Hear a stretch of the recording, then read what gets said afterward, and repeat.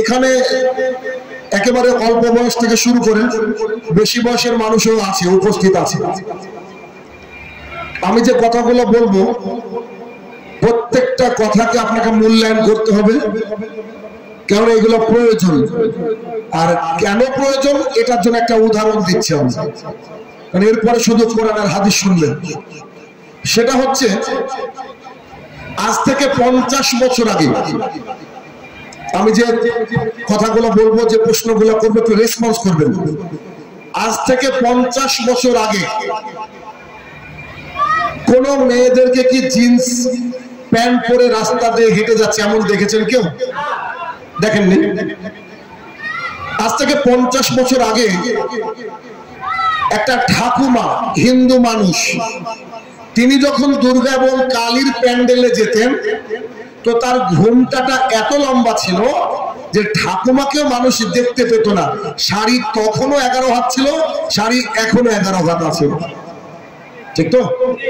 আচ্ছা, এরপর আমাদের সমাজে যারা নেশাদার দ্রব্য পান করত, বিড়ি সিগারেট গুল খেত, আজ থেকে 50 বছর আগে 17, 18, 20, 22 বছরের কোন ছেলের ক্ষমতা হয়নি যে একটা বয়স্ক মানুষের সামনে সিগারেট ধরিয়েছে। তখনও খেত, কিন্তু গোপনে সম্মান করত। আজকালকার ছেলেরা তাদের স্কুলের স্যারদেরকে দেখলে আর সম্মান করে না, বরং ইয়ার্কি করে। কথাগুলো বাস্তবতা বলছি তো, বুঝছেন তো এই কথাগুলো? আচ্ছা, আজ থেকে 50 বছর আগে কোন মহিলা জিন্স পরতো না, কোন মহিলা টি শার্ট গায়ে দিত না। তখন দেখলে মানুষ লজ্জায় মাথা হেঁট হয়ে যেত যদি কারোর ওড়নাটা একটু সরে যেত, মাথার কাপড়টা একটু পড়ে যেত, তো মানুষ একটু তাকে দেখে ছিছিকার করতো, ঠিক না? সেই 50 বছর আগে দেখা লোকগুলা আজকে সমাজে জীবিত আছে, এখনো অনেকে আছে। কিন্তু আমাদের সোসাইটিটা এমন হয়ে গেছে, এখন মহিলাদেরকে বোরকা তো দূরের কথা, টি শার্ট পরেছে, ওড়না দেখা যায় না। অনেক মহিলা ওড়না পর্যন্ত গ্রহণ করে না। আমরা সেই মহিলাদেরকে দেখে খুব বেশি কষ্ট আমাদের হয় না, ঠিক না? তার মানে এটা কিন্তু একদিনে হয়নি, ধীরে ধীরে ধীরে ধীরে সমাজটা এমন হয়ে গেছে যে নগ্ন মেয়েদেরকে দেখতে দেখতে আমরা অভ্যস্ত হয়ে গেছি। মুসলমান ঘরের মেয়েরাও এখন বোরকা ছাড়া জাতির সামনে দিয়ে হাঁটছে, আমরা কিছু মনেই করছি না। আর আগেকার জামানার কোন মহিলা যদি বাড়ির থেকে বের হতো, ওর মা বলতো ওড়না ঠিক করে নিবি। আর এখন কোন মহিলা বের হলে তার মা কি বলে এই কথা যে ওড়না ঠিক করে নিবি? এটা দেখতে দেখতে আমাদের চোখ অভ্যস্ত হয়ে গেছে। এই জন্য পুরো উলঙ্গ মহিলাকে দেখলে আমাদের অন্তরে খুব একটা কষ্ট লাগে না। ঠিক বলছি কি ভুল বলছি? মানুষ এক সময় পেট্রোল কিনেছে 50 টাকায়, যখন দাম বেড়ে গেল আজকে 105 টাকায় কিনছে, দেখেন কোনো টেনশন নেই। কেন? মানুষ ধীরে ধীরে অভ্যস্ত হয়ে যায়। তো এইভাবে অভ্যস্ত হয়ে যদি যায় মানুষ, আগেকার আজ থেকে 50 বছর আগে কোন মহিলাকে চুল খোলা দেখলে পাপ হতো। আজকের জামানায় একটা মহিলার দিকে তাকাচ্ছেন, তার পুরো দেহ খোলা, আজকে কি পাপ হয় না? তার চেয়ে বেশি পাপ হইতো। তারপরেও আমরা তার দিকে তাকিয়ে থাকি বা তাকাতে অভ্যস্ত হয়ে গেছি, আমাদের ভেতরে অত খারাপ লাগে না। তো আমার আলোচনার বিষয় যেটা, যে আপনারা আমরা এমন একটা সমাজ উপহার পেয়েছি যে সমাজে নগ্ন একটা মহিলাকে দেখলে আমাদের আর খুব টেনশন হয় না, আগের জামানা হতো। ঠিক তেমনি এই যে পাপগুলা নিয়ে আজকে আলোচনা করব, এই পাপগুলা যদি এখন আমরা লাগাম টেনে না ধরতে পারি, আগামী দিনে এই পাপগুলাকে কিছু মনে হবে না, কিন্তু পাপের যে শাস্তি, সেই শাস্তি আমাদেরকে আবার পেতেই হবে। কথাকে বুঝাতে পারলাম আমি? সমাজে অনেক পাপ প্রচলিত রয়েছে, তার মধ্যে কয়েকটা পাপ যেটা আমাদেরকে লাগাম টেনে ধরতে হবে, ধরা উচিত। সেই পাপগুলোর মধ্যে একটা একটা করে উল্লেখ করব। আনাস রাদিয়াল্লাহু তাআলা আনহু বলেন, আমি রাসূলুল্লাহ সাল্লাল্লাহু আলাইহি সাল্লামকে বলতে শুনেছি, ইন্না মিন আশরাশাত, কিয়ামতের রয়েছে 10টা লক্ষণ, কিয়ামতের রয়েছে বেশ কিছু লক্ষণ। তার মধ্যে তিনি কয়েকটা লক্ষণ উল্লেখ করতে গিয়ে বলছেন, আয়ুর ফাইল, মানুষের বিবেক তুলে নেওয়া হবে। ওয়াকসারুল জাহাল, সমাজে মূর্খতা নেমে আসবে। মানুষের বিবেক তুলে নেওয়া হবে, সমাজে মূর্খতা নেমে আসবে। মানুষের বিবেক তুলে নেওয়া হবে, সমাজে মূর্খতা নেমে আসবে। আল্লাহ রাসূল সাল্লাল্লাহু আলাইহি ওয়াসাল্লাম যে সমাজের কথা বললেন, ওই সমাজে বর্তমানে আমরা বসবাস করছি। দলিল, আজকে চিন্তা করে দেখেন, যারা আপনার সন্তানকে শিক্ষা দিবে, যেসব শিক্ষক, তাদের শিক্ষার কেন্দ্রে নবীন বরণ যেদিন অনুষ্ঠান হয়, স্কুলকে লক্ষ্য করে যখন ক্রীড়া প্রতিযোগিতা থেকে নানা রকমের কালচারাল ফাংশন গুলো হয়ে থাকে, দেখবেন ওইখানে অভিভাবকরা বসে থাকে, স্যাররাও বসে থাকে, কিন্তু ওইখানে একটা অর্ধনগ্ন মেয়ে নাচে। মানে বাবার সামনে মেয়ে নাচছে, এটা নাকি স্বাধীনতা, এটা নাকি স্বাধীনতা। শিক্ষক মানে বাবার জায়গা। বাবার সামনে একটা মহিলা নাচছে, যার পরনের 4 ভাগের মধ্যে 2 ভাগে কাপড় নাই আর 2 ভাগে কাপড় আছে। তার মানে আল্লাহ রাসূল বলছে আয়ুর ফাইল, মানুষের বিবেক তুলে নেওয়া হবে। ওয়াকসারুল জাহাল, মূর্খতা বর্ষণ করা হবে। ওই জামানায় আমরা আসছি। আজকে বেশিরভাগই শিক্ষককে দেখবেন যে তারা বেলাল্লাপনা, বিহায়াপনা এগুলোকে প্রমোট করে।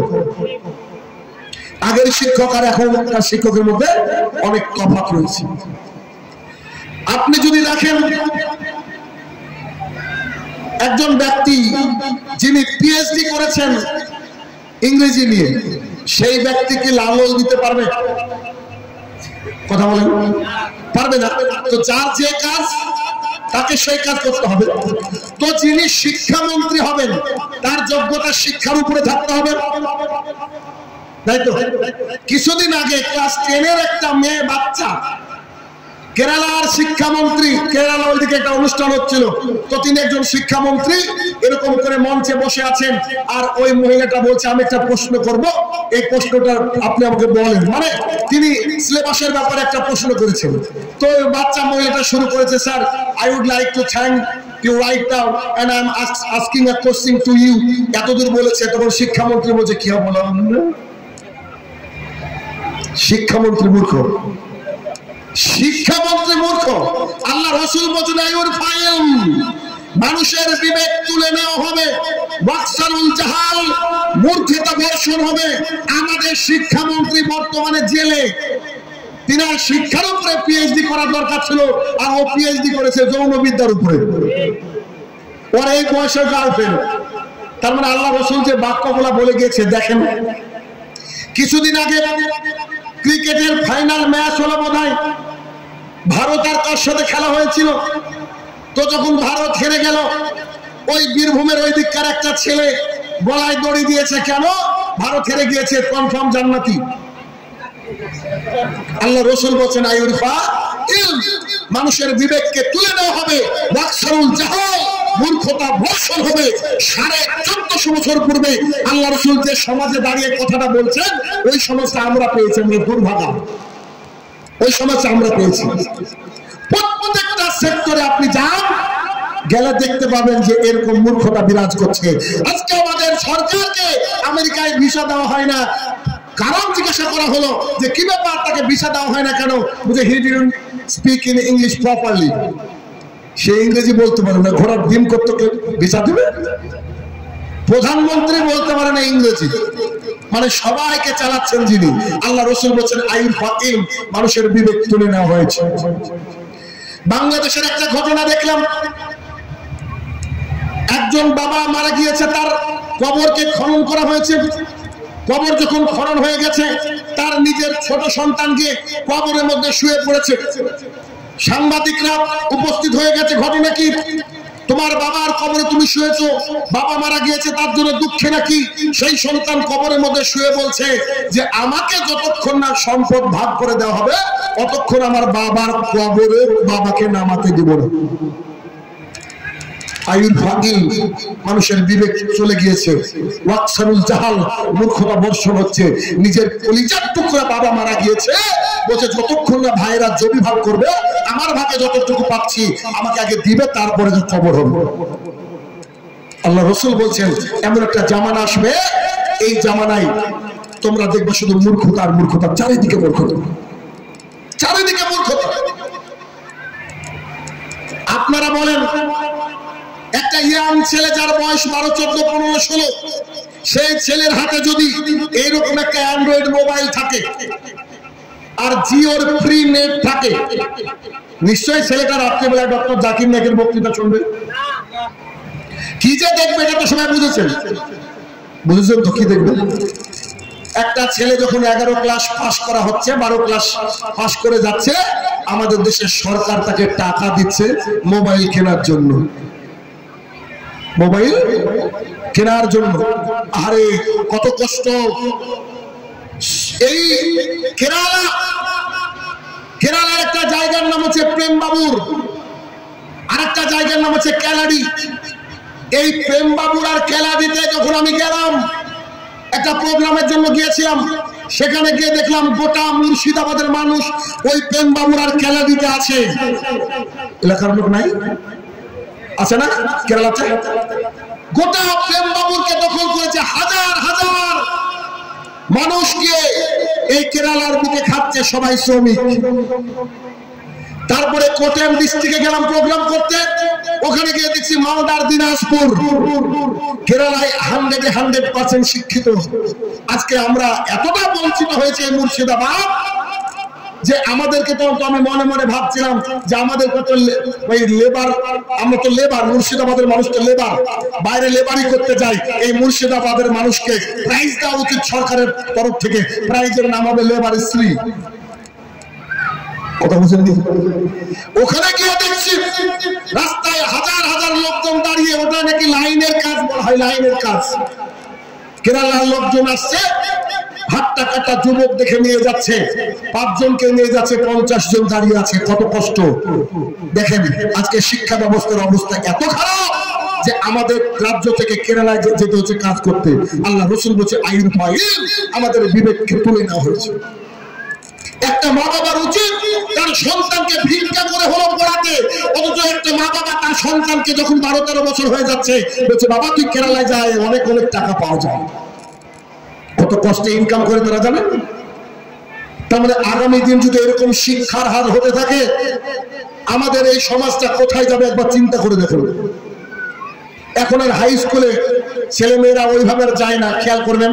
আগে যেমন দল বেঁধে সাদা পোশাকে স্কুলে যেত, এই দৃশ্য চোখে পড়ে আর দেখবেন আর সেভাবে চোখে পড়ে না। শিক্ষাকে একেবারে ধ্বংস করার চেষ্টা করছে এদেশের সরকার। কেন? মানুষ শিক্ষিত হলে প্রতিবাদ করবে, যাতে করে প্রতিবাদই না করতে পারে তার ব্যবস্থা করা হচ্ছে। আল্লাহ রাসূল বলছে আয়ুর ফাইল, মানুষের বিবেক তুলে নেওয়া হচ্ছে।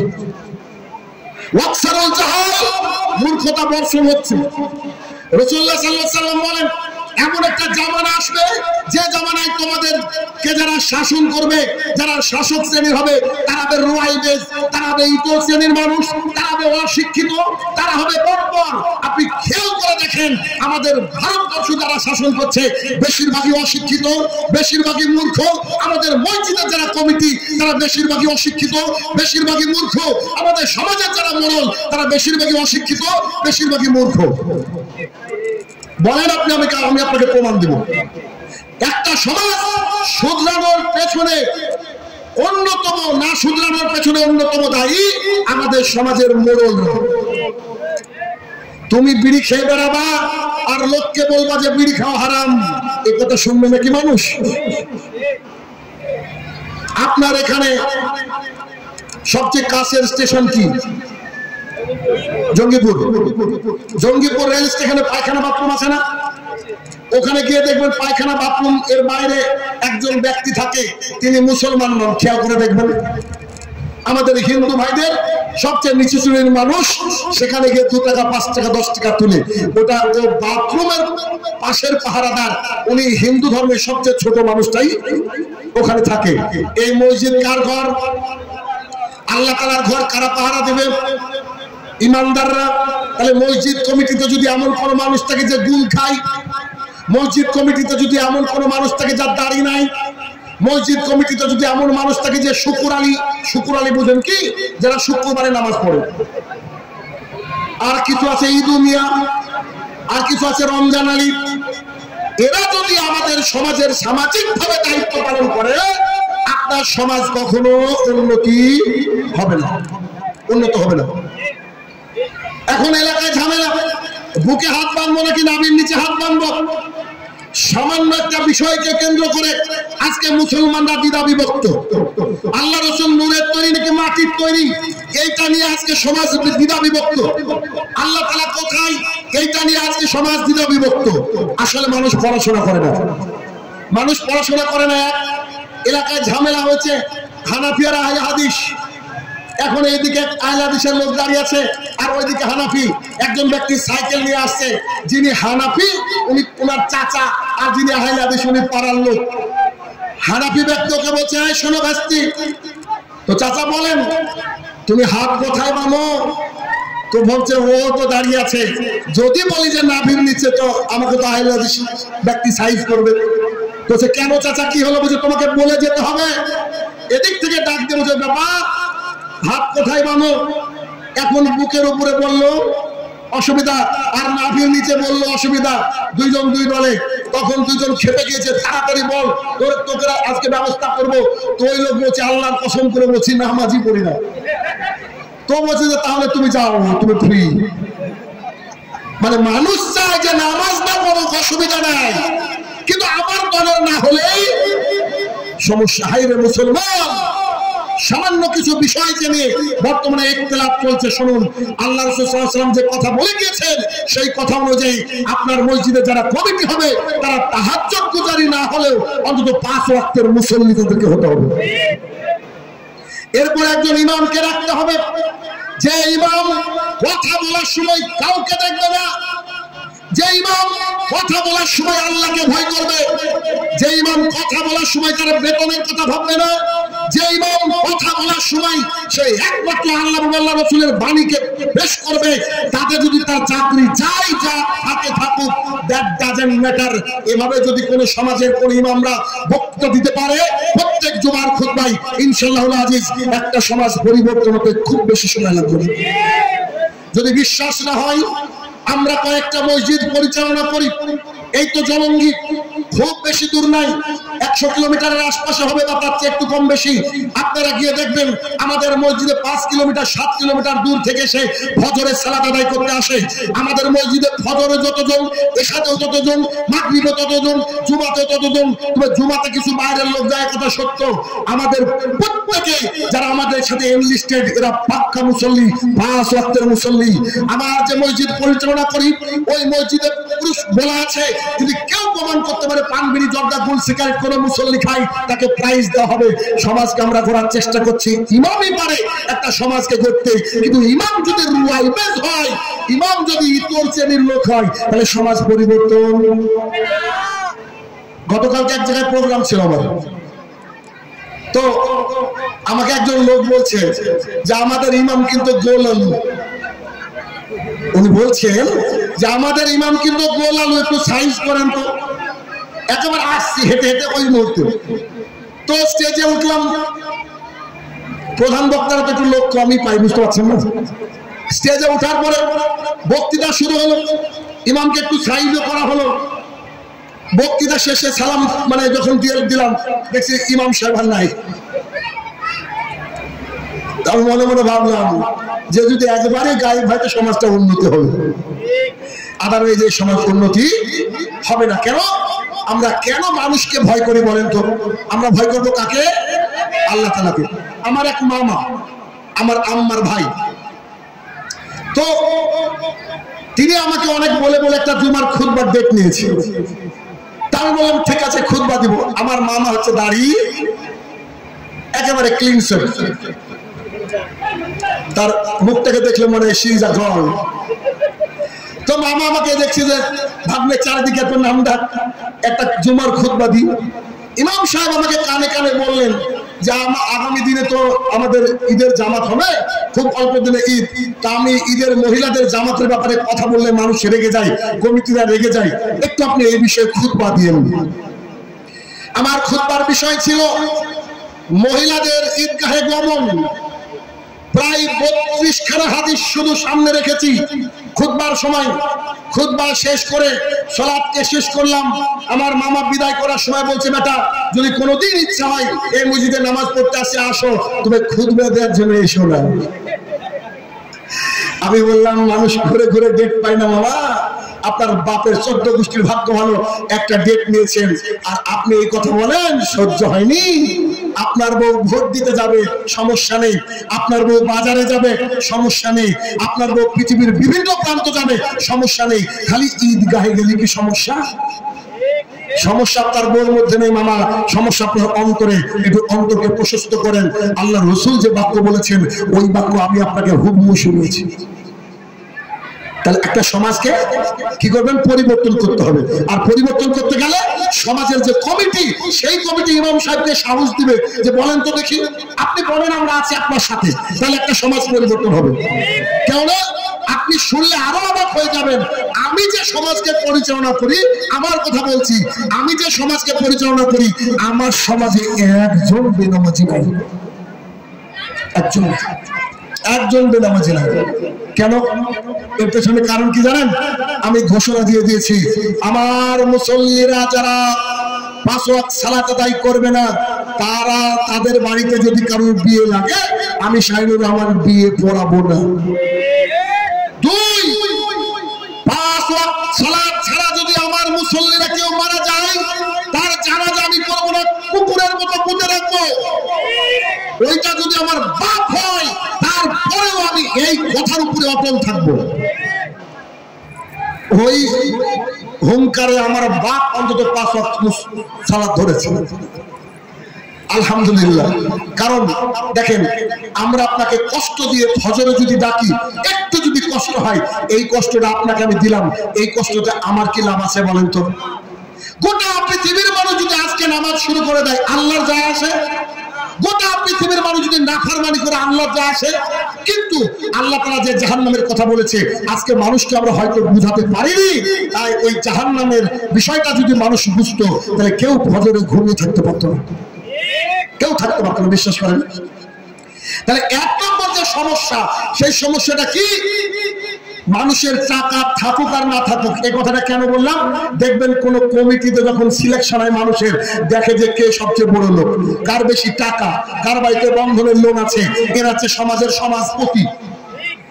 এই সমাজপতি দিয়ে একটা সমাজ পরিবর্তন হবে না। এমনও মূর্খ লোক আছে জানেন, এমন মূর্খ লোক আছে, এক লোক ইমামতি শুরু করেছে, ইমামতি শুরু করে পর্দার উপরে ওয়াজ করেছেন।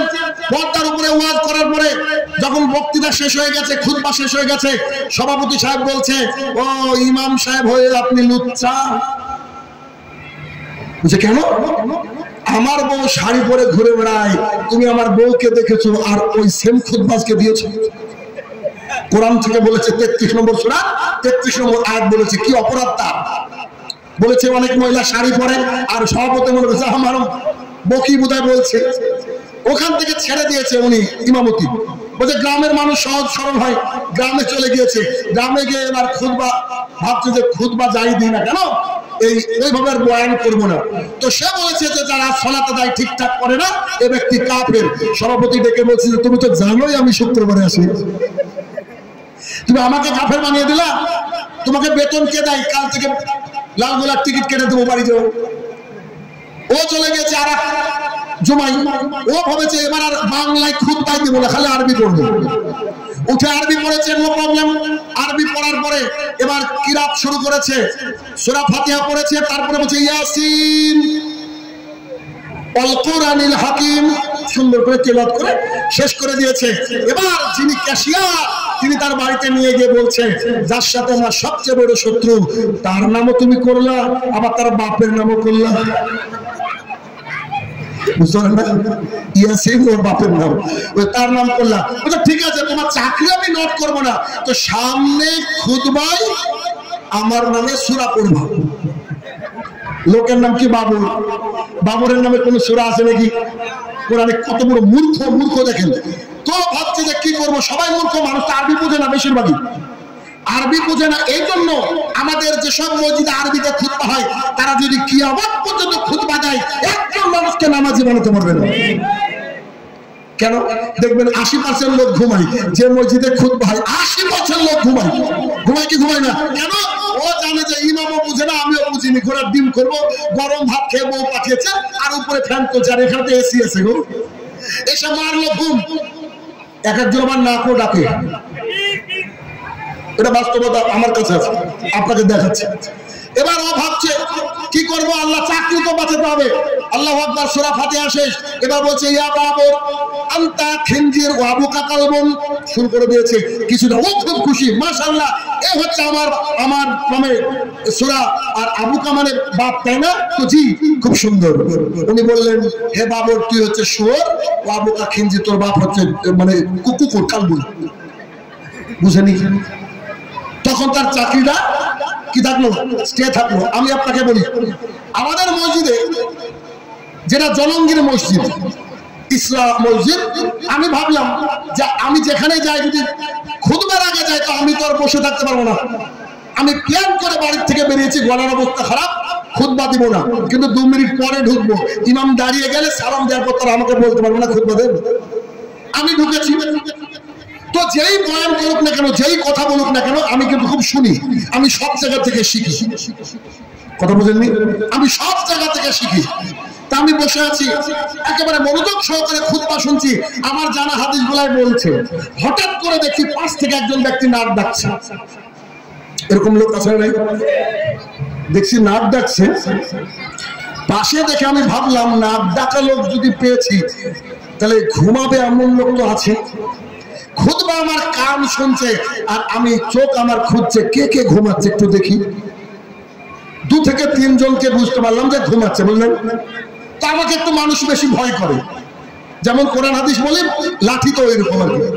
তো এখন খুতবা যে শেষ করেছে, একটা পরিচিত বক্তা, চিনেন সবাইকে উনাকে। তো খুতবা শেষ করেছে, করার পরে আমি উঠে বলছি যারা যারা ঘুমাচ্ছিলেন ওযু করে আসেন। আমি দাঁড়িয়ে কথা বলছি, আমার উপরে আর কথা বলার ওখানে কেউ নাই মসজিদে। ওখানে রাহুলও আছে, আরো সবাই আছে। তাই বললাম যারা যারা ঘুমাচ্ছিলেন একটু ওযু করে আসেন, ঘুমালে মানুষের ওযু থাকে না। বিশ্বাস করেন কেউ ঘুমায়নি, কেউ ঘুমায়নি।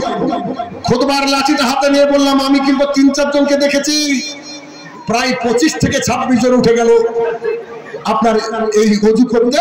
বলছে ভাই একটু দাঁড়ায়েন। আপনাকে বাস্তবতা বললাম আমি, এত তথ্যবহুল আলোচনার মধ্যে যদি মানুষ ঘুমায়, তো খালি আরবি বললে ঘুমাবে না তো কি করবে বলছেন আপনি? এই জন্য আমাদের সামাজিক যারা মোরাল দায়িত্ব করবে, সামাজিক যারা নেতা হবে, তাদেরকে হতে হবে শিক্ষিত, কোরআন এবং সুন্নাহ মানতে বলা। তারা যদি কোরআন এবং সুন্নাহ মানে, তারা যে ইমামকে নিয়োগ করবে, তাহলে একটা সমাজ পরিবর্তন হবে। কেন? বছরে একবার জলসা দিয়ে অত পরিবর্তন হবে না। পরিবর্তনের মেন জায়গা হচ্ছে জুমার খুতবা, কেননা মানুষ সেই দিন আশা করে যায় যে আজকে কিছু শুনবো। এটা ইমাম সাহেবকে 1 সপ্তাহ পড়াশোনা করতে হবে, 20-30টা হাদিসকে মুখস্থ করতে হবে। না পারলে কিতাব নিয়ে দাঁড়িয়ে একটা একটা করে হাদিস বলবে। প্রত্যেক জুমায় যদি 2টো করে হাদিস আমরা শিখি, তাহলে আমরা একদিন ইনশাআল্লাহ হাদিসের উপরে যথেষ্ট আমাদের পাণ্ডিত্য অর্জন হবে। তাহলে 1 নম্বর সমস্যা কি? আমাদের সামাজিক যে দায়িত্ব যারা পালন করে, এরা রোয়ায়েজ হলে চলবে না। মোরাল যারা সামাজিক দায়িত্ব, যারা মসজিদের দায়িত্ব যারা আছে, তারা কোরআন এবং সুন্নাহ মাননেওয়ালা ব্যক্তি হবে, যদিও সেই ব্যক্তিটা রাস্তায় টোটো চালিয়ে খায়। কার টাকা আছে দেখে লাভ নেই, কারণ আমাদের সমাজ ওটাই দেখে, যার টাকা আছে। 1 2 নম্বর সমস্যা, পান, বিড়ি, জর্দা, গুল, সিগারেট, এইগুলাকে মানুষ এখন হারাম মনে করে না, মনে করে। আমি তো আপনাদেরকে হাদিস শোনাবো, অনেক হাদিস, কিন্তু মাঝে যে কথা বলবো তাতে আপনাদের টনক নড়ে যাবে। সেটা কি শোনেন। আপনাদের এলাকায় গুল, খৈনি, জর্দা, বিড়ি চালু আছে? গুল খেয়ে মসজিদে ঢুকে এমন লোক আছে নাকি? এমন লোক আছে? বিড়ি খেয়ে মসজিদে ঢুকে? আচ্ছা, বিষয় হচ্ছে ও আমার কাছে মোবাইলটা আছে,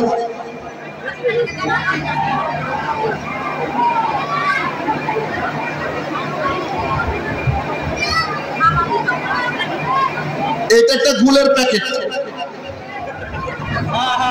স্পেশাল নবাব গুল, সঞ্জীব কুমার সাহা, জিয়াদারা, জীবন্তী, মুর্শিদাবাদ। বলছে নকল হইতে সাবধান।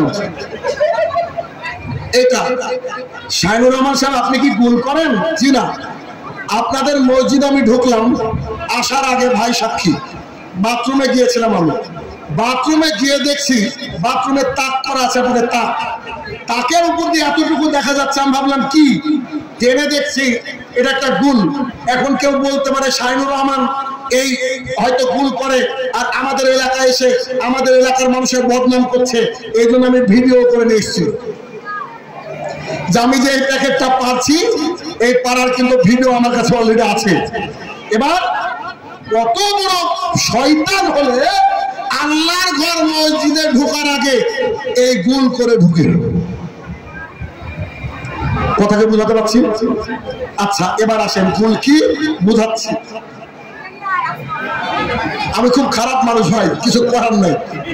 দেখেন আল্লাহ সুবহানাহু ওয়া তাআলা কোরআনুল কারীমের মধ্যে বলেন, ইয়া আইয়ুহান নাস কুলু মিম্মা ফিল আরদি হালালান তাইয়্যিবা ওয়া লা তাত্তাবিউ খুতুওয়াতিশ শায়তান। আল্লাহ সুবহানাহু ওয়া তাআলা বলেন, ও বিশ্ববাসী, পৃথিবীর মানুষ তোমরা শুনো, আমি আল্লাহ তাআলা তোমাদের জন্য রুজির ব্যবস্থা করেছি আল্লাহর জমিনে, আমার জমিনে। এই আমার জমিনে যে তোমাদের জন্য আমি রুজির ব্যবস্থা করেছি, তার থেকে তোমরা হালাল এবং পবিত্র বেছে বেছে খাও। আল্লাহ সুবহানাহু ওয়া তাআলা এটা বলছেন। এখন প্রশ্ন হলো, আমরা সূরা মাইদা সূরা নম্বর 5 আয়াত নম্বর 90 এবং 91 এইখানে আমরা দেখি আল্লাহ সুবহানাহু ওয়া তাআলা বলছেন, ইয়া আইয়ুহাল্লাযীনা আমানু ইন্নামাল খামরু ওয়াল মাইসিরু ওয়াল আনসাবু ওয়াল আজলামু রিজসুম মিন আমালি শাইতান ফাজতানিবুহু লাআল্লাকুম তুফলিহুন। নিশ্চয়ই মদ, মূর্তি পূজা, ভাগ্য নির্ণয়ক স্বর, লটারি, এগুলো হচ্ছে রিজসুম, এগুলো হচ্ছে নাপাক বস্তু, এগুলো হচ্ছে নাপাক বস্তু, এ থেকে তোমরা দূরে থাকো। এখন প্রশ্ন হলো যে খামার, খামার মানে হচ্ছে মদ নয়, খামর মানে হচ্ছে নেশাদার দ্রব্য। আচ্ছা ভাই, ঠিক আছে, মদ হারাম বুঝতে পারলাম, কিন্তু গুল, খৈরি, জর্দা, পান এগুলো হারাম কোত্থেকে পেলেন? আন আয়েশা রাদিয়াল্লাহু তাআলা আনহা ক্বালাত ক্বালা রাসূলুল্লাহি সাল্লাল্লাহু আলাইহি ওয়াসাল্লাম, আয়েশা রাদিয়াল্লাহু তাআলা আনহা বলেন, রাসূলুল্লাহ সাল্লাল্লাহু আলাইহি ওয়াসাল্লাম বলেছেন, কুল্লু মুসকিরিন খামরিন, প্রত্যেকটা নেশাদার বস্তু মদ, ওয়া কুল্লু খামরিন হারাম, প্রত্যেকটা মদই হচ্ছে হারাম। আপনাকে বলি একটু শুনেন, কুল্লু মানে হচ্ছে সব, তো সব যদি হয় তাহলে কি বিড়ি বাদ, জর্দা বাদ না? হাদিস যদি এমন থাকতো, আর আয়েশা রাদিয়াল্লাহু তাআলা আনহা ক্বালাত ক্বালা রাসূলুল্লাহি সাল্লাল্লাহু আলাইহি ওয়াসাল্লাম, কুল্লু মুসকিরিন খামরিন ইল্লা জর্দা, ইল্লা বিড়ি, জর্দা বাদ দিয়ে, বিড়ি বাদ দিয়ে সব হারাম। বর্তমান আমাদের এক শ্রেণীর আলেমরা ফতোয়া দেয় পান, বিড়ি, জর্দা, গুল, সিগারেটের মাকরুহ, এই ফতোয়া দেয়। আর আল্লাহ রাসূল কি বলছেন? কুল্লু, সমস্ত ধরনের নেশাদার দ্রব্য মদ, আর প্রত্যেকটা মদই বলেন হারাম, প্রত্যেকটা মদই হারাম। আমরা কতটা ঘৃণা করি। কালকে যখন প্রোগ্রামে যাচ্ছিলাম, যেতে যেতে দেখছি, আমার ড্রাইভারকে বললাম যে আমরা যাব, কি জায়গাটার নাম লক্ষ্মীপুর না কি নাম ছিল, তাই জিজ্ঞাসা করতো কোন দিকে, তো এমন জায়গায় গাড়ি থামিয়েছে, 60-65 বছরের দুজন লোক বসে আছে, একবারে ধপধপ করছে দাড়ি, বসে আছে মনে আল্লাহর ফেরেশতা, সিগারেট টানছে। আমার ড্রাইভার বলছে, চাচা লক্ষ্মীপুর কোন দিকে? এই দিকে। জালসায় যাচ্ছ তো? জি। আমাকে নিয়ে যাবা? আমার ড্রাইভার বলছে, আপনি সিগারেট খাচ্ছেন, বিয়াদব লোক, আপনাকে আমার গাড়িতে তুলবো, ভাবলেন কি করে? বুঝতে পারলেন? তো এরকম ভাবে আমরা ঘৃণা করি। যদি আপনি চান আমি সারা রাত শুধুমাত্র পান, বিড়ি, জর্দা, গুল, সিগারেটের উপরে বলে যেতে পারবো, আপনি টিকতে পারবেন না। এত হাদিস আছে আমার ভেতরে, এত হাদিস আছে, অথচ এই বিয়াদবের বাচ্চারা বিয়াদব বলে এটা নাকি মাকরুহ। মাকরুহ তো মাকরুহ তো তুই বাথরুমে খাস খেয়ে, হ্যাঁ? পৃথিবীর বুকে কেউ খায় আর পায়খানা করে একসাথে, কোন জীবের নাম জানেন এই মানুষ ছাড়া? তাই বাংলাদেশের একজন বক্তা বলছে, বিড়ির উপরে লেখা আছে প্রতি টানে তৃপ্তি, স্বাদে গন্ধে অতুলনীয়। উনি ভাবতেন যে স্বাদে গন্ধে অতুলনীয় কি করে হয়, তখন ভাবছেন ওই যে যখন বাথরুমে যায় ও পায়খানা করে, ওর একটা গন্ধ আছে আর টান আছে, বলছে স্বাদে গন্ধে অতুলনীয়। মানুষ কত খারাপ হলে চিন্তা করেন, এই কাজ করে, এই কাজ করে। অথচ আমাদের সমাজে বেশিরভাগ মানুষই বিড়ি খায়। এমন একটা দোকান পাবেন না এই এলাকায় হয়তো বা যে দোকানে পান বিড়ি জর্দা গোল সিগারেট বিক্রি হয় না, দোকানদারা এভাবে বিক্রি করছে। আল্লাহর কসম করে বলছি, আমি বলছি না, রাসূলুল্লাহ সাল্লাল্লাহু আলাইহি ওয়াসাল্লাম বলছেন হাদিস মুসলিম শরীফের, ইন্নাল্লাহা তাইয়্যিবুন লা ইয়াকবালু আল্লাহ তাইয়্যিবা, নিশ্চয়ই আল্লাহ পবিত্র, পবিত্র জিনিসরা আল্লাহ তাআলা গ্রহণ করেন না। যে ব্যক্তি পান বিড়ি জর্দা গোল সিগারেট খাবে সেই ব্যক্তির জন্য জান্নাত হারাম।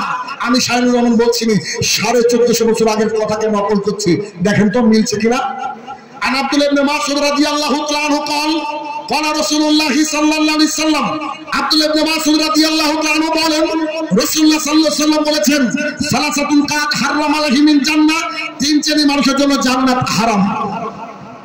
তিন শ্রেণীর মানুষের জন্য জান্নাত হারাম, মানে কোথায় যাবে ওরা? 100% জাহান্নাম। তিন শ্রেণীর মানুষের জন্য জান্নাত হারাম। এক, মুদমিনুল খামরিন, নিয়মিত পান বিড়ি জর্দা গোল সিগারেট যারা খায় তারা জান্নাতে যাবে না। 1450 বছর আগে আল্লাহ রাসূল বলেছেন, আমি অনুবাদ করছি। দেখি আপনার মৌলবীকে আনেন, দেখে টিকে কি করে, আর কত বড় সাহস, সমাজকে নষ্ট করছে ও।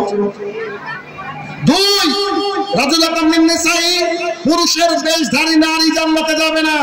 জিন্সের প্যান্ট পরে চুল ছোট কেটে ছেলেদের মতো পোশাক পরে যারা রাস্তা দিয়ে চলে তারা জান্নাতে যাবে না। 1450 বছর আগের ঘোষণা। তিন, আত-তায়ুসলাতুল জান্নাহ, যার বাড়ির মহিলারা বেপরদা, যার বাড়িতে 3 রাত টিভি সিরিয়াল চলে, এরা জান্নাতে যাবে না। 1450 বছর আগে আল্লাহ রাসূল সাল্লাল্লাহু আলাইহি ওয়াসাল্লাম বলেছেন, হাদিস বুখারীর। একটা বাক্যকে আপনি উল্টাতে পারবেন না।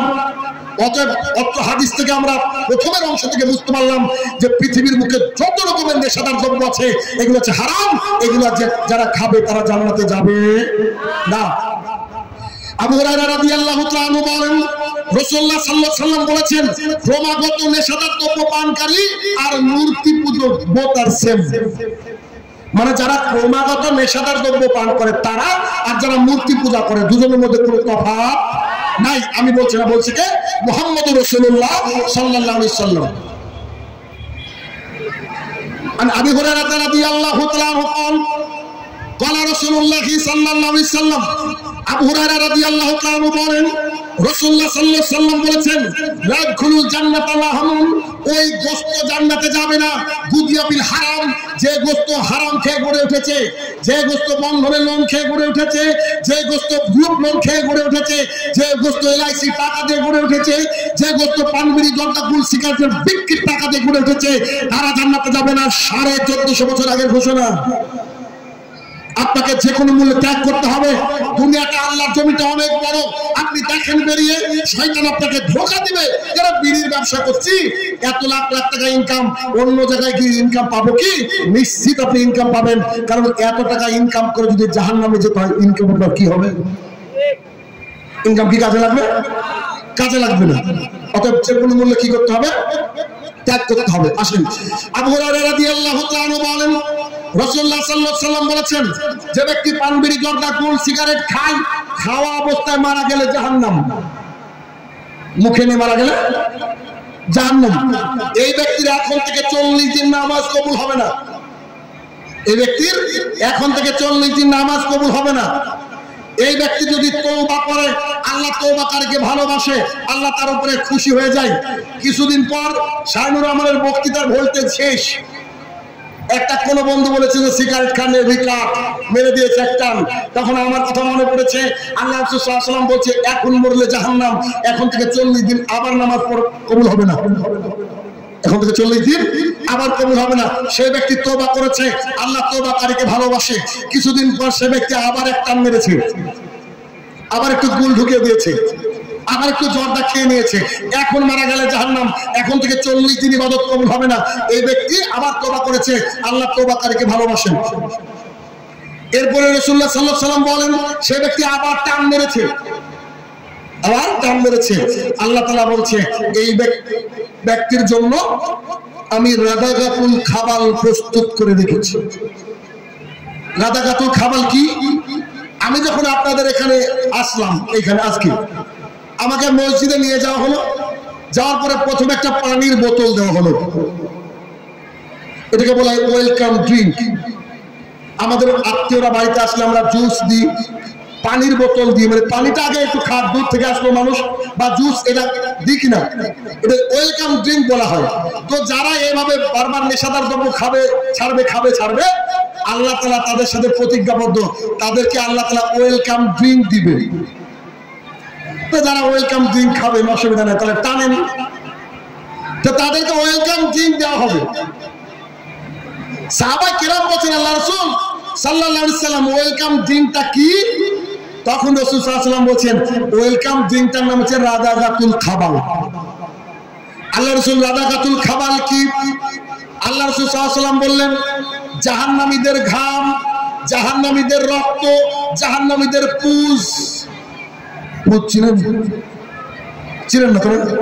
না একটু ব্যাখ্যা করি, ভালো লাগবে। দেখেন, ধরেন আপনার পিঠে একটা ফোড়া হয়েছে, কি বলেন আপনার? ফোড়া তো, আরে আপনারা মুর্শিদাবাদ, আমার মুর্শিদাবাদ, তো ফোড়া হয়েছে এত বড় সাইজ, একবার টন টন টন টন করছে। ডাক্তারের কাছে গিয়ে বলছে বাবু দেখেন অবস্থা খুব খারাপ, কিছু দেন তো। ডাক্তার কথা বলতে বলতে কবে হলো, কি সমাচার ইত্যাদি বলতে বলতে একটা সুচ ঢুকিয়ে দিয়েছে, দিয়ে চাপ মেরেছে, ভেতর থেকে ছলাৎ করে দুধে হালকা কালারের যে টেস্টি খাবারটা আসলো না, এই খাবারটার নাম হচ্ছে রাদাগাতুল খাবাল। হেভি টেস্ট, তাই না? এটাকে মিক্সার করে জাহান্নামীদের ঘাম, জাহান্নামীদের রক্ত, জাহান্নামীদের পুজ একসাথে করে এরকম বোতলে পুরে দেওয়া হবে, আর উপরে লেখা থাকবে, এখানে আছে ইউনাইটেড, নাকি? হ্যাঁ, ইউনাইটেড। আর ওইখানে লেখা থাকবে রাদাগাতুল খাবাল। পানবিড়ি জর্দাখোর যারা আছেন, গুলখোর আছেন, খান খান খান, আপনাদের জন্য আল্লাহ রেডি করে রেখেছে রাদাগাতুল খাবাল। তবে ওটা ঠান্ডা হবে না জনাব, ওটা এত গরম হবে, মুখের মধ্যে এক ফোঁটা দেওয়ার কারণে এই দুদিকে চামড়া ঝুলে পড়বে, এখানকার চামড়াটা গলে যাবে, জিভটা তলা দিয়ে বেরিয়ে আসবে। তাহলে কারা কারা রাজি আছেন হাত তুলেন। সব ফেরেশতা, কেউ খায় না। অথচ এর মধ্যে থেকে আমার বক্তব্য শুনে টেনশনে উঠার সময় বিড়ি খাবে, দেখেন যাওয়ার সময় বিড়ি খাবে, এরকম খোর লোক নাই? আরে আপনাদের এখানে এখন যখন আসছিলাম মসজিদের মধ্যে, মসজিদ থেকে সাইডে দেখছে একজন লোক টানছে, আমাকে দেখে লুকাচ্ছে। আল্লাহকে ভয় করে না, বক্তাকে ভয় করে। তাহলে চিন্তা করেন, তাহলে কি যে কোনো মূল্যে আপনাকে নেশাদার দ্রব্য থেকে কি করতে হবে? দূরে থাকতে হবে। এখন আপনাকে বলি, আজকে মসজিদের মধ্যে আমি ভাত খেলাম, কিছু মানুষ বিরিয়ানি খেলো। মসজিদের মধ্যে ভাত হালাল খাবার খেতে অসুবিধা আছে? কিন্তু ইমানদারিতে বলেন তো, এই মসজিদে যদি এই জঙ্গিপুর আপনার এলাকার মানুষকে বলা হয় 1 লাখ টাকা দিব একটা সিগারেট খেতে হবে বসে বসে, 2 লাখ টাকা দিব, 5 লাখ, কেউ খাবে নাকি? তাহলে এমন কি খাবার যে মসজিদে খাওয়া যায় না? এমন কি খাবার মসজিদে খাওয়া যায় না? অন্তত ওই খাবার বাথরুমে বসে আসার আমার ক্লিয়ারই হয় না, আসলে নাই? এই যে প্রমাণ তো আমার কাছে আছে, আমি পকেটও পুরে এনেছি। আমার এত খারাপ লাগছিল যে অন্তত আমি দেখাবো পাবলিককে আজকে কত বড় হারাম থাকে। দেখেন, আরে বাড়িতে তো খেলো মসজিদের টয়লেটে রেখে দেবো, ওর সাহস কত বড়! একে আল্লাহকে ভয় করে বলছেন আপনি? পরিস্থিতি খুব খারাপ। যেটা বলছিলাম সেটা কি, যে কোনো মূল্যে আপনাকে নেশাদার দ্রব্য থেকে কি করতে হবে? দূরে থাকতে হবে। কেউ না নেশাদার দ্রব্য পান করলে তার ইবাদত আল্লাহ তাআলা গ্রহণ করবেন না। তাহলে সালাত আদায় করছেন, সিয়াম পালন করছেন, সব বাতিল, কোনটা কাজে লাগবে না। অনেক হারামখোর আবার করে কি, এই যে রমজান মাস গেল, ইফতারি করার পরে আগে টান দেয় সিগারেটে, আগে বিড়ি খাই, কি আছে না নাই? এরকম শয়তান অনেক আছে। আমাদের সমাজে প্রতিরোধ করতে হবে যে পান বিড়ি জর্দা গুল সিগারেট ওর দিকে তাকানো যাবে না, একেবারে ওটাকে ডিলিট করে দিতে হবে সমাজ থেকে, সোসাইটি থেকে। আমি আমার এলাকায় আমার এক ভাগ্নের দোকান আছে, প্রথম যখন আজ থেকে 5-7-8 বছর হয়ে গেল বোধহয়, প্রথম যখন তার দোকান থেকে পান বিড়ি জর্দা গুল সিগারেট তুলে দিয়েছি, একজন লোক এসে বলছে, কই গো আমাকে 1 প্যাকেট বিড়ি দাও। তো যে বিড়ি নাই, তো কেন? যে বিড়ি আমাদের দোকান থেকে তুলে দিয়েছি, তোমাদের গ্রুপ থেকে এলাকা থেকে তুলে দেওয়া উচিত, আমাদেরকে এলাকা থেকে তাড়িয়ে দেওয়া উচিত। কেন? আমরা পান বিড়ি জর্দা গুল সিগারেট দোকান থেকে তুলে দিয়েছি। তাই কত বড় অপরাধ করেছে, ভিটামিন ডি তুলে দিয়েছি, চিন্তা করা যায়। আচ্ছা তাহলে কি 2 নম্বর, এই 2 নম্বর সামাজিক পাপ, এই পাপকে আমাদের প্রতিরোধ করতে হবে। এর পেছনে কারণ কি জানেন? আরে পান বিড়ি জর্দা গুল সিগারেট আছে এখন ইনজেকশনের মাধ্যমে নেশা করছে। আমার চোখের সামনে কত পরিবার নষ্ট হয়ে যাচ্ছে, কোটি কোটি টাকার মালিক আজকে প্রায় ভিক্ষা করার অবস্থা। এই শুধুমাত্র এটার কারণে কি অবস্থা, এই নেশাদার দ্রব্য পান করার কারণে। আর যে ব্যক্তি নেশাদার দ্রব্য পান করবে, আল্লাহ রাসূল সাল্লাল্লাহু আলাইহি ওয়াসাল্লাম বলেছেন নেশাদার দ্রব্য হচ্ছে রাশ, মাথা বলা হয়েছে। এক জায়গায় মা বলা হয়েছে যে পৃথিবীর যে কোনো অন্যায় করতে গেলে খালি নেশাদার দ্রব্য খাইয়ে দেন, দেখুন যে কোনো অন্যায় করবে। যারা মানুষকে হত্যা করে তারা কিন্তু নেশাদার দ্রব্য পান করার পরেই করে। এইটা বর্তমান সমাজ। আপনার সমাজকে যদি ভালো করতে চান তাহলে নেশাদার দ্রব্যকে তুলতে হবে, নইলে আগামী দিনে আপনার সন্তান বাড়িতে এসে আপনার সাথে জুলুম করবে। আপনাকে আমি কি দিয়ে বুঝাবো? হয়তো এই তো কয়টা রমাদান, সম্ভবত রমাদানের শেষের দিকে বাংলাদেশের একটা নিউজ, আমি জানি না কেউ দেখেছেন কিনা, ওই লোকটার বয়স প্রায় 70 বছর বয়স। সাংবাদিকরা বলছে, আমি আমার গায়ে লোম দাঁড়িয়ে গেছে কথাটা বলবো এই জন্য, সাংবাদিককে একটা বাবা দাঁড়িয়ে আছে, 70 বছরের বাবা। সাংবাদিক এসে বলছে আপনার ছেলের সাথে কি করেছেন? বলছে আমার ছেলে ঘুমিয়েছিল, আমি তাকে হত্যা করেছি নিজে হাতে। সাংবাদিক বলছে কি দিয়ে মারলেন? যে আমার বাড়িতে একটা কুড়োল ছিল, আমি কুপিয়ে মেরেছি। নিজের সন্তানকে, 18-20 বছরের একটা সন্তানকে নিজের বাবা কুঠার দিয়ে কুপিয়ে হত্যা করেছে। সাংবাদিক বলছে আপনার কি হবে? উনি বলছেন খুব জোর ফাঁসি হবে। তো বলছে আপনি, আপনার চোখে পানি নাই, আপনার এই সন্তানকে আপনি জন্ম দিয়েছেন নিজে, আবার একা হত্যা করলেন কেন? তো আমার সন্তান এতটাই নেশাদার দ্রব্য গ্রহণ করত, বাড়িতে এসে দিন রাত গালাগালি করত, আর গোটা গ্রামের মানুষ আমাকে বলতো আপনি কেমন সন্তান জন্ম দিয়েছেন, কেমন ছেলে জন্ম দিয়েছে, আমার সহ্য করতে পারিনি, তাই আমি আমার বাবা হয়ে আমি আমার নিজের সন্তানকে কুপিয়ে হত্যা করেছি। আজকে বহু পরিবার একটা বিড়ি খাচ্ছে, সিগারেট খাচ্ছে, এরপরে হেরোইন ধরবে, গাঁজা ইত্যাদি, একটা খারাপ নেশার দিকে চলে যাবে। আমাদের সমাজটা ধ্বংস হয়ে যাচ্ছে। তাই আমি মাঝে মাঝে বলি, পুলিশ প্রশাসন রাস্তায় বাইক ধরতে পারে, হেলমেট নেই তার জন্য পুলিশ প্রশাসন রাস্তায় গাড়ির কাগজকে চেক করতে পারে, কিন্তু এই ড্রাগসের দোকানে গিয়ে এগুলোকে তুলে দিতে পারে না। নিশ্চিত পারে।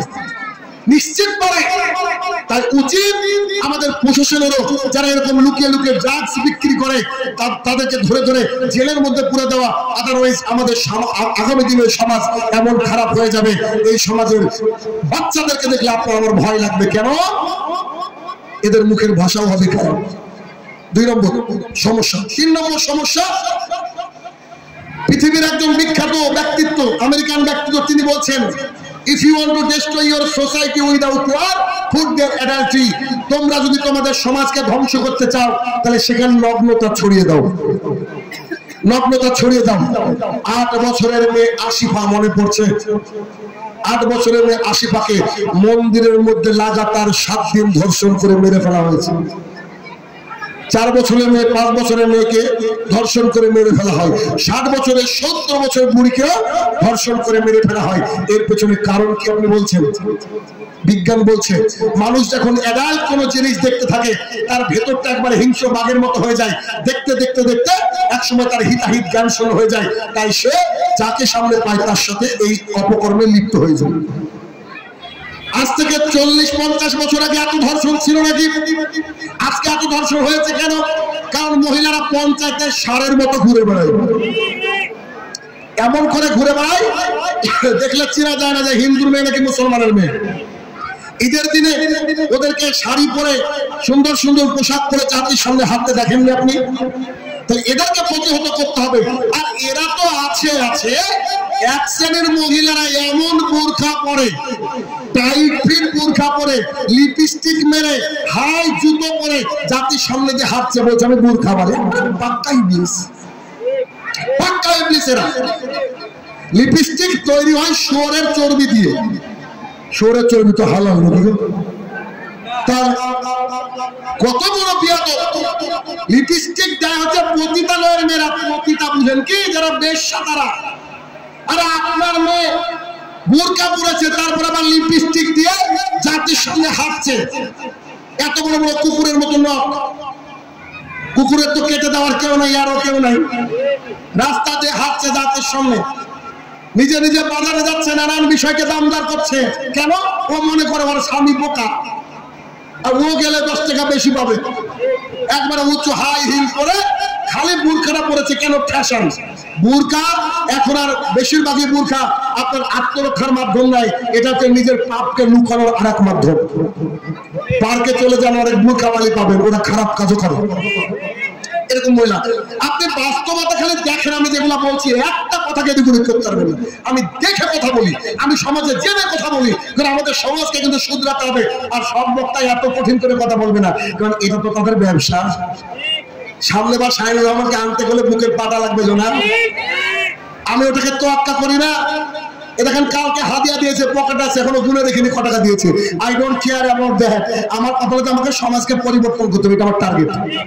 এটা আমার টার্গেট। আপনি রাখেন, ফাটেন, চটেন, আমার কিছু যায় আসে না। কারণ একটা বক্তার কাজই হচ্ছে যে সমাজকে পরিবর্তন করবে। এতটুকু ব্যাস, এতটুকু ব্যাস। আল্লাহ সুবহানাহু ওয়া তাআলা কোরআনুল কারীমে 33 নম্বর সূরার 33 নম্বর আয়াতে বললেন, ওয়াকারনা ফি বাইতিকুন্না ওয়ালা তাবাররাজনা তাবাররুজাল জাহিলিয়াতিল উলা। এই মহিলারা শোনো, তোমরা বাড়ির মধ্যে থাকো, খবরদার জাহালাতের যুগের মতো নিজেকে দেখিয়ে দিও। আপনি খোঁজ রাখেন না, আপনি বাবা, আপনার মেয়ে ফেসবুকে ছবি দেয়, আপনার মেয়ে ফেসবুকে গানযুক্ত ছবি দেয়, আপনার মেয়ে টিকটক করে, আপনার মেয়ে নাকি টিকটকার। কলকাতার নাকি একটা নিষিদ্ধ পল্লী আছে, ওখানে গেলে নাকি 1000 টাকা, 2000 টাকা, 5000 টাকা দিয়ে থাকলে নাকি সহবাস করা যায়, ওরা টাকার বিনিময় করে। আর আপনার মেয়ে ফেসবুকে লাইক কমেন্ট বিনিময়ের মাধ্যমে আপনার যৌনতা বিক্রি করছে। এরাও যৌন করবে, এরাও যৌন করবে। আজকে আমাদের ইয়াং ছেলেরা প্রায় ধ্বংস হয়ে যাচ্ছে এই কারণে। কেন? আবু হুরায়রা রাদিয়াল্লাহু তাআলা বলেন, রাসূলুল্লাহ সাল্লাল্লাহু আলাইহি ওয়াসাল্লাম বলেছেন, আমি মারা যাওয়ার পর সবচেয়ে ভয়ঙ্কর দুটো জিনিস রেখে যাচ্ছি, 1 টাকা আর 2 হচ্ছে নারী। দেখেন এই দুটিতে প্রায় মানুষ ফেসে আছে, হয় টাকা নালে নারী, হয় টাকা নালে নারী। আরে মসজিদের ক্যাশিয়ারও অনেক সময় টাকা মেরে খাইলো, আর হুজুর আবার অন্যের বউকে নিয়ে পালিয়ে যাইল। কত জাতি সবই দেখবেন সমাজের বুকে। তাহলে এটা কি করতে হবে? গোটা সমাজকে আপনি পরিবর্তন করতে পারবেন না। আপনার কাজ কি? আপনি আপনার সন্তানটাকে, আপনি আপনার মেয়েটাকে ঢাকেন, মেয়েটাকে ঢাকেন। আপনি যদি আপনার মেয়েটাকে ঢাকতে পারেন, তাহলে কি হবে? আপনার মেয়েটা তো বাঁচলো। তাহলে আপনার দেখা থেকে আরেক ভাই করবে, আরেক ভাই দেখা থেকে আরেক ভাই করবে, তখন একটা সমাজ কি হবে? শালীনতাপূর্ণ সমাজ হবে। কেননা দেখেন আল্লাহ রাসূল সাল্লাল্লাহু আলাইহি ওয়াসাল্লাম কি বলছেন। আব্দুল্লাহ ইবনে মাসউদ রাদিয়াল্লাহু তাআলা বলেন, রাসূলুল্লাহ সাল্লাল্লাহু আলাইহি ওয়াসাল্লাম বলেছেন, যখন কোন মহিলারা বাইরে যায়, সেই মহিলাদেরকে শয়তান বলে। তুমি এভাবে যাও, ও বুকে উন্না কেন? উন্না গলায় দাও, গলায় দিয়ে দিয়েছি। চুলগুলো একটু এলোমেলো করো। হাদিস বুখারীর আপনি তাজ্জব হয়ে যাবেন। 1450 বছর আগে পৃথিবীর সবচেয়ে বড় শিক্ষিত মানুষ আল্লাহ রাসূল সাল্লাল্লাহু আলাইহি ওয়াসাল্লাম এই বাক্য বলছে যে মহিলারা যখন বাইরে যায়, ওকে ক্ষিপ্ত করে শয়তান, এভাবে যাবা, একটু সাজো। দেখেন ভালো করে খেয়াল করে দেখবেন যে কোন মহিলা বাড়িতে থাকলে ওড়না ঠিক করার দরকার হয় না, কিন্তু রাস্তায় গেলে বারবার ওড়না ঠিক করে। কেন? শয়তান ক্ষিপ্ত করে তুলি। বাড়িতে থাকলে এমনি বসে আছে, বাইরে গেলে ওকে ফেয়ার লাভলি মারা লাগে। কেন? আয়নার সামনে দাঁড়িয়ে নিজেকে সুন্দর দেখায়। দেখেন আল্লাহ রাসূল সাল্লাল্লাহু আলাইহি ওয়াসাল্লাম কি বলেন, এটা রাবি আবু হুরায়রা রাদিয়াল্লাহু তাআলা, আবু হুরায়রা রাদিয়াল্লাহু তাআলা বলেন, রাসূলুল্লাহ সাল্লাল্লাহু আলাইহি ওয়াসাল্লাম বলেন, 2 শ্রেণীর মানুষকে আমি দেখিনি, তারা তো জান্নাতে যাবে না, জান্নাতের গন্ধ পাবে না। সাহাবায়ে কেরাম বললেন, জান্নাতের গন্ধ কত দূর থেকে পাওয়া যায়?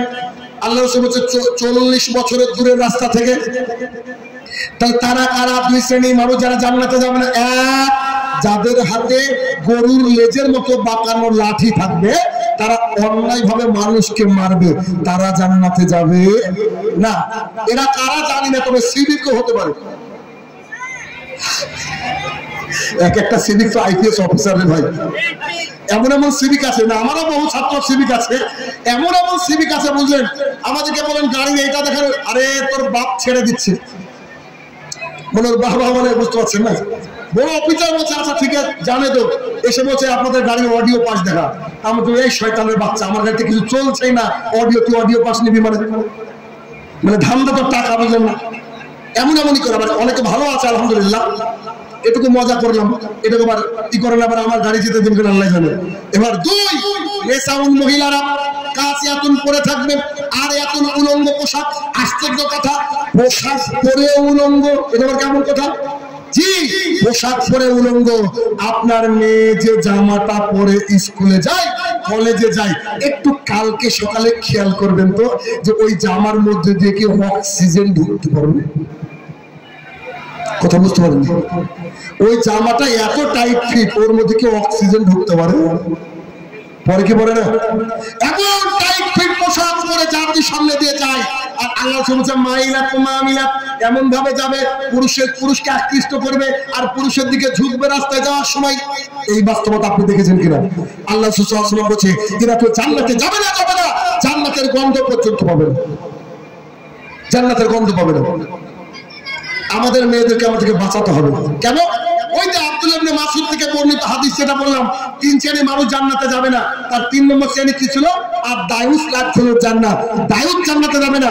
সাহাবায়ে কেরাম বললেন আল্লাহ রাসূল দায়ুস কাকে বলে? রাসূল সাল্লাল্লাহু আলাইহি ওয়াসাল্লাম বলেন আর দায়ুস আল্লাযী কুফিল আহলিল খাবাস, যার বাড়ির মহিলারা বেহায়াপনার সঙ্গে যুক্ত, তারা হচ্ছে দায়ুস। কেমন?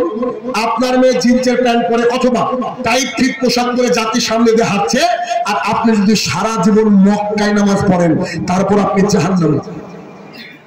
কি বলছেন আল্লাহ রাসূল? কেন? আপনি বাবা, আপনার নৈতিক দায়িত্ব মেয়েকে কি শিখাবেন? ছোটবেলা থেকে পর্দার কথা মেয়েকে শিখাবেন। আমার মেয়ের বয়স 6 বছর, আমার মেয়ে কোন মহিলাকে যদি উইদাউট বুরখাতে দেখে তা আমাকে বলে যে আম্মু এ তো হিন্দু। বুঝেননি? ও বুঝে নিয়েছে যে ওর দিদা পরে, আম্মু পরে, ওর আন্টি পরে, ও বুঝেছে এটা। আমাদের মেয়েদেরকে তো বোঝাতে হবে। কেন? কি কারণে বোঝাতে হবে আর কি কারণে করতে হবে? দেখেন আমি আপনাকে বলি, আপনাকে যদি আমি 1 লক্ষ টাকার একটা চেক দিই, চেক, এটা কি বাড়ির উঠানে ফেলে রাখবেন কেউ? বাড়ির বাইরে? যদি 1 কোটি টাকা চেক দিই, বাড়ির মধ্যে সবচেয়ে গোপন জায়গায় রাখবেন কিনা? আবু হুরায়রা রাদিয়াল্লাহু তাআলা আনহু বলেন রাসূলুল্লাহ সাল্লাল্লাহু আলাইহি ওয়াসাল্লাম বলেছেন গোটা দুনিয়াটা হচ্ছে সম্পদ। গোটা দুনিয়াটা কি? গোটা দুনিয়াটা হচ্ছে সম্পদ। তার মধ্যে অন্যতম সম্পদ হচ্ছে আলমারাতুস সালেহা, নেককার বিবি, নেককার বউ। শুনলাম ধুলিয়ানে নাকি 1 কাঠা জমির দাম 50 লক্ষ টাকা। আসলে নাই? দিল্লির বুকে 1 শতক জমির দাম 1.5 কোটি টাকা আছে কি নাই? গোটা পৃথিবীর জমিগুলা বেচলে কত কোটি কোটি টাকা হবে? আল্লাহ রাসূল সাল্লাল্লাহু আলাইহি ওয়াসাল্লাম বলেছে তোমার স্ত্রী গোটা পৃথিবীর চেয়ে দামি। আর আমাদের স্ত্রীগুলোকে কি করেছি? পঞ্চায়েতের সারের মতো ছেড়ে দিয়েছি। কি? আবার দেখবেন 1 শ্রেণীর মানুষকে দেখা যায় ওর দাদি বুরখা পরেছে আর 16 বছরের মেয়েটাকে সামনে নিয়ে যাচ্ছে।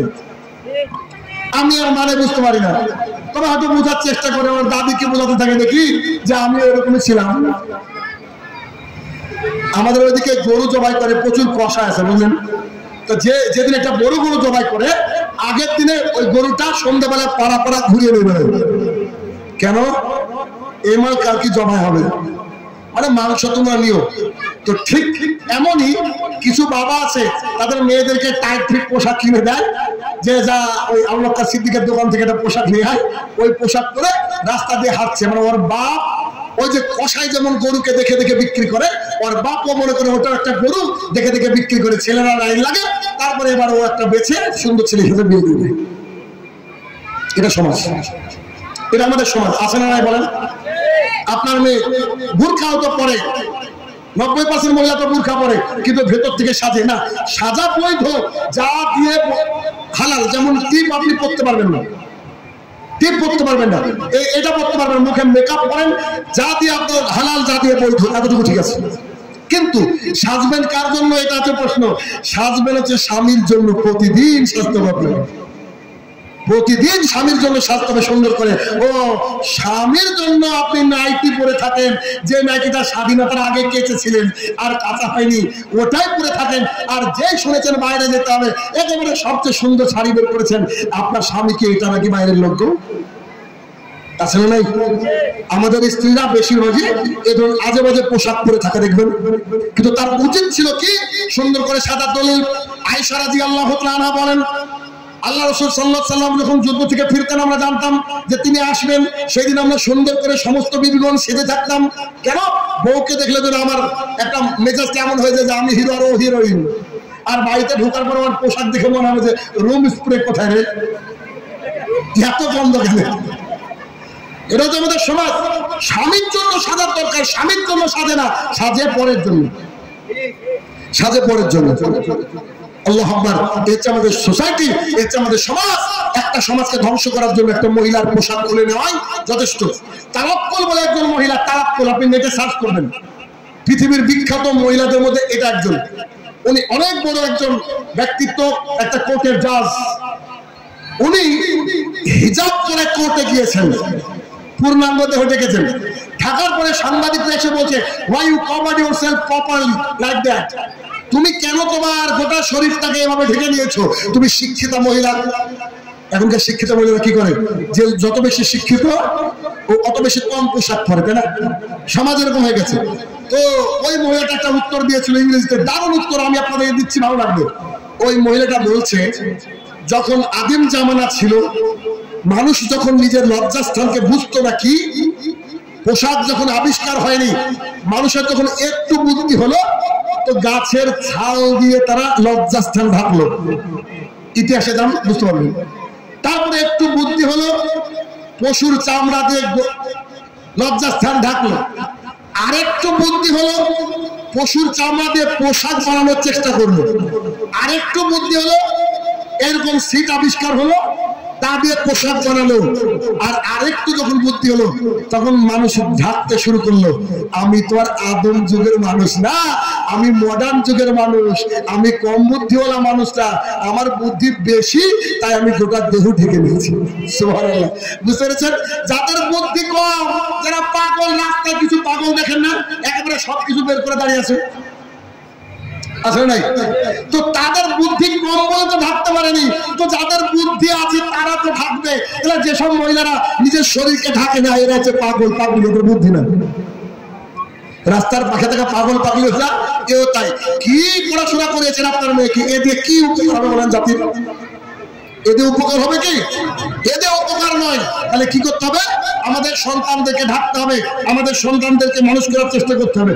সুবহানাল্লাহ। 12:36। আল্লাহ, আমি 12টা পরে বক্তৃতা করে নেব, হুশি নাই আমার, আর 5 মিনিট ব্যাস।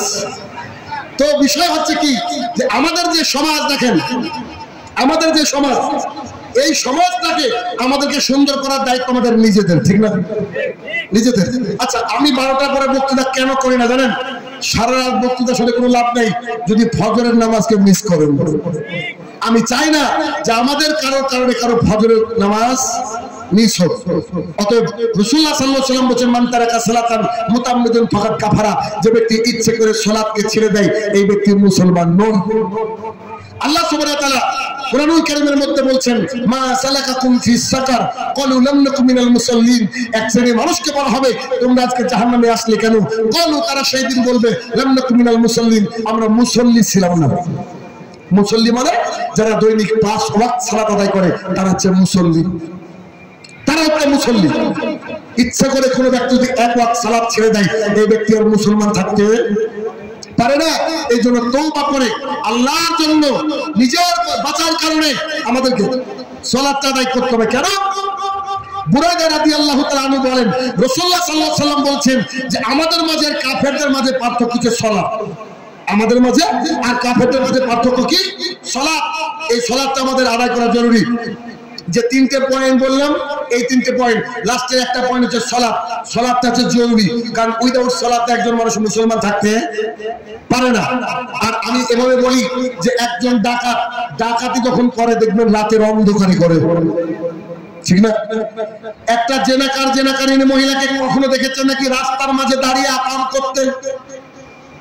বলেন, রাস্তার মাঝে আকাম করতে দেখেছেন কোন ছেলের মেয়েকে রাস্তার মাঝে দাঁড়িয়ে?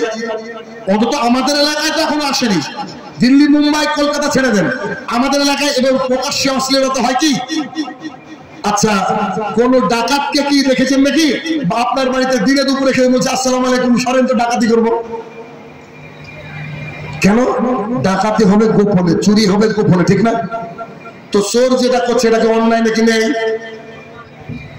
যে মেয়েটা জেনা করছে এটাকে অন্যায় নাকি নেই? যে ছেলেটা জেনা করছে অন্যায় নাকি নেই? তো তারা এটাকে করছে ঠিকই, কিন্তু তারা নিজেও মনে করে এটা অন্যায়, তাই প্রকাশ্যে করতে পারছে না। ডাকাতি প্রকাশ্যে হয় না, জেনা প্রকাশ্যে হয় না। আর আপনার ওই চাচা বসে আছে চায়ের দোকানে, মসজিদ থেকে মুয়াজ্জিন বলছে হাইয়া আলাস সালাত, আর ও ডাকাতের বাচ্চা ডাকাত ওইখানে বসে আছে, চা খাচ্ছে, সিগারেট খাচ্ছে, ও মসজিদে আসে না। তাহলে একই বেশ্যা মহিলার চেয়ে খারাপ না? কথা বুঝেন আমার? ওই মহিলাটা কোথায় কাজ করেছে খারাপ? গোপনে, চিপাই গলিতে, কেউ যেন দেখতে না পায়। ডাকাতি কোথায় ডাকাতি করেছে? গোপনে, রাতের অন্ধকারে, গভীর সবাই ঘুমে গেছে। এই আবার কোন ক্যাটাগরির ডাকাত? আল্লাহ তাআলা মসজিদ ওকে ডাকছে যে মসজিদে আসো, আর ও কি করছে? বসে আছে। তাহলে ওর চেয়ে কি প্রকাশ্য ডাকাতে না? ওর চেয়ে প্রকাশ্য জেনা করে কিনা? আল্লাহ রাসূল সাল্লাল্লাহু আলাইহি ওয়াসাল্লাম আল্লাহর তরফ থেকে যত আদেশ আল্লাহর জমিনে দিয়েছে তার এক নম্বর আদেশ হচ্ছে সালাত। যে ব্যক্তি সালাত আদায় করে না এই ব্যক্তি মুসলমান না, এই ব্যক্তি মুসলমান না। একটা হাদিস আপনাকে শোনাই, বুঝুন। আবু হুরায়রা রাদিয়াল্লাহু তাআলা আনহু বলেন, রাসূলুল্লাহ সাল্লাল্লাহু আলাইহি ওয়াসাল্লাম বলেছেন, প্রত্যেক আদম সন্তানের নেকি আল্লাহ তাআলা 10 থেকে 700 গুণ বাড়িয়ে দেন। মানে আজকে যে ব্যক্তি এই মসজিদের জন্য 1 টাকা দান করেছে তাকে আল্লাহ মিনিমাম 10 টাকা দিবে, আর আল্লাহ চাইলে 700 টাকা দিবে, তার চেয়ে বেশি দিবে। কথা বুঝতে পারছি? আমরা যে 5 ওয়াক্ত সালাত আদায় করি, 5 ওয়াক্ত সালাতের জন্য আল্লাহ আমাদেরকে প্রতিদিন 50 ওয়াক্তের নেকি দেয়। কথা কি বুঝতে পারছি? ভালো করে শুনবেন, হাদিসটা অসাধারণ হাদিস। প্রত্যেক আদম সন্তানের নেকিকে আল্লাহ তাআলা বাড়ায় 10 থেকে 700। তার মানে 1 টাকা দান করে কেউ 1 টাকা পাবে না, মিনিমাম কত? 10, আর নাইলে বেশি কত? 700। রাসূলুল্লাহ সাল্লাল্লাহু আলাইহি ওয়াসাল্লাম বলছেন, সাহাবীরা যে আল্লাহ রাসূল বলেন, তবে সিয়ামের নেকি আল্লাহ বলছে এরকম না। আশ্চর্য! রোজার নেকি আল্লাহ বলছে এরকম না। কেমন? আল্লাহ তাআলা বলছেন যে বান্দা কেবল আমার জন্যই রোজা রেখেছে। কেন? ওই যে লোকটা 5G গতিতে সালাত আদায় করছে, মাঝে মাঝে 2G তো করে, 4G তো করে, ওর ইচ্ছা খেয়াল খুশি, কিন্তু আল্লাহর জন্য আমরা রোজা থেকে গোপনে কি 1 গ্লাস পানি খাই নাকি? গলা শুকিয়ে গেলে 5 মিনিট আগে ইফতার করি নাকি? একবারে আল্লাহর জন্য বাইন্ডিং হয়ে থাকি আমরা। রাসূলুল্লাহ সাল্লাল্লাহু আলাইহি ওয়াসাল্লাম বলেন, আল্লাহ তাআলা বলেন বান্দা কেবল আমার জন্যই সিয়াম পালন করেছে, রোজা রেখেছে, আমি আল্লাহ তাআলা নিজে হাতে তাকে জান্নাতের মধ্যে পুরস্কার দেব। সুবহানাল্লাহ। তাহলে রোজার নেকিটা কি? আল্লাহর হাতে থেকে পুরস্কার। হজের নেকিটা কি? জান্নাত। হজের দ্বিতীয় কোনো নেকি নাই। এই জন্য পাবলিক কত বড় বাটপার, নিজের টাকা দিয়ে হজ করে না, ওর বাপের ভাগে যতটুকু জমি পেয়েছে ওইটা বিক্রি করে। ও নিজেও জানে ওর টাকা হারাম, দেখবেন বেশিরভাগ মানুষ এটা করে। আল্লাহর সাথে বাটপারি আর কি। তো হজের নেকি কি বলেন? জান্নাত। রোজার নেকি আল্লাহ তাআলা নিজে হাতে জান্নাতে প্রাইজ দিবেন। এত বড় আমল, এত বড় আমল। হজ করতে যাবেন, বৃদ্ধ হয়ে গেছেন, হজ করতে যেতে পারেননি, একজন ব্যক্তিকে 6 লাখ টাকা দিয়ে দেন, ও মক্কায় হজ করবে, আপনি বাড়িতে বসে আপনার হজ হয়ে গেল, পাসপোর্ট নাই, ভিসাও নাই, শরীয়ত পারমিশন দেয়। 2, এই যে রমজান চলে গেল, অনেক বয়স্ক মানুষ রোজা রাখতে পারেনি। কেন? ডাক্তার বলছে এই রোগ সারবে না, এই রোগ সারবে না, তাই সে রোজা রাখতে পারেনি। ইমাম সাহেবকে ফোন দিয়ে বলছে বা সামনাসামনি বলছে, আগো আমি তো রোজা রাখতে পারবো না, কি করবো? ইমাম সাহেব বলছে ফিদিয়া দিয়ে দেন। ফিদিয়া কি? প্রতিদিন 1.5 কেজি করে চাল, মানে 45 কেজি চাল দিলে 30টা রোজা আপনার, 30টা রোজা আপনার। তাহলে সিয়াম রোজা এত বড় একটা ইবাদত, যার সমতুল্য ইবাদত আল্লাহর জমিনে নাই। রোজার সমতুল্য ইবাদত আল্লাহর জমিনে নাই। তা বদল চলে নিজে না পারলে।